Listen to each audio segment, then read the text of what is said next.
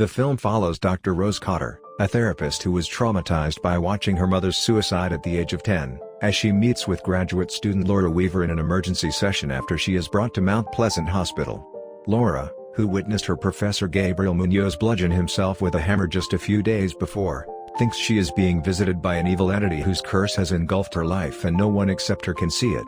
Despite Rose's diagnosis of hallucinations, Laura claims that the creature has the ability to appear as other individuals with an unnerving smile.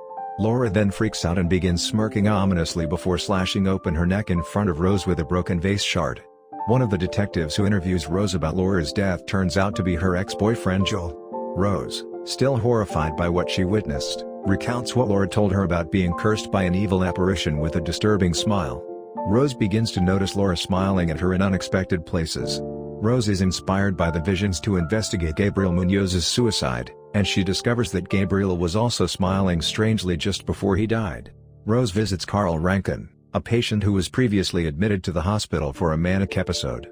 Carl smiles menacingly and continues threatening and frightening Rose, prompting her to summon security. Carl is restrained by orderlies, but it turns out Rose just dreamed his hostile behavior. Rose's boss, Dr. Morgan Desai, places her on 1 week's absence after suspecting that Laura's horrific death has triggered a mental collapse. The security alarm goes off as Rose is at home alone after another terrifying vision of Laura. A security service operator appears to call Rose with a nasty message.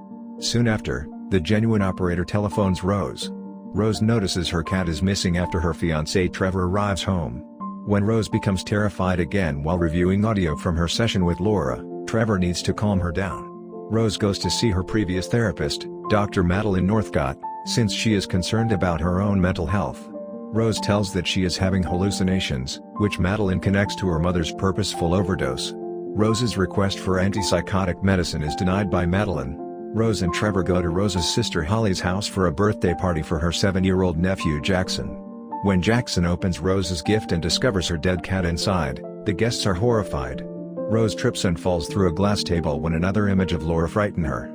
She insists she isn't responsible. Rose's sanity is deteriorating as she tries to convince Trevor about the supposed curse that tormented Laura and was supposedly passed on to her. Trevor dismissively accuses Rose of inheriting her mother's mental condition and murdering their pet. Rose pays a visit to Gabriel Munoz's widow, Victoria. Victoria shows Rose the eerie paintings Gabriel sketched of a dark monster he claimed was attempting to enter him. Rose also discovers that Gabriel was traumatized by his brother's death 20 years earlier, and that he began raving about the curse after witnessing a lady commit herself at a conference. Rose inquires about the woman's identity, but Victoria kicks her out of her home after Rose insists that Gabriel was speaking the truth about his curse. Rose persuades Joel to assist her in continuing to connect clues. Joel uses his police computer to find a file for Angela Powell, the real estate agent who died in front of Gabriel Munoz. Additional video shows Angela witnessing a cheerful guy suddenly slash his own neck with gardening shears at a petrol station some days before her murder. Rose returns home to discover that Trevor has requested an intervention due to Rose's concerning mental state. Rose walks out, feeling deceived, to deliver copies of Joel's files to her sister Holly. Rose tries to tell Holly about the curse, but this just leads to the sisters arguing about Rose acting like their harsh mother. Joel phones Rose to inform her that more investigation has found a network of 20 identical incidents involving witnesses to 19 suicides. The exception was accountant Robert Talley, who witnessed the suicide of his business partner. However, instead of killing himself, Robert murdered a stranger 4 days later. 1 week later, the eyewitness to Robert Sachs committed suicide, and the cycle began again. Joel visits Robert Talley in jail with Rose.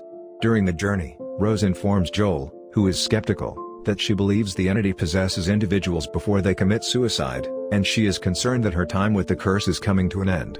At the jail, Robert tells Rose discreetly that the only way to break the curse's connection is to kill someone else, but there must be a witness because the entity requires trauma to survive. Robert becomes terrified when he realizes Rose is currently cursed. Madeline pays Rose a visit at her house. When the real Madeline phones her, Rose realizes the apparition is mimicking her. Rose is threatened by Madeline's smiling doppelganger. Rose drives to the hospital armed with a kitchen knife. Rose sees herself stabbing her patient Carl to death in front of Dr. Desai, who then pulls his own face off. The real Dr. Desai discovers Rose in her car with the knife and attempts to summon assistance before she drives away.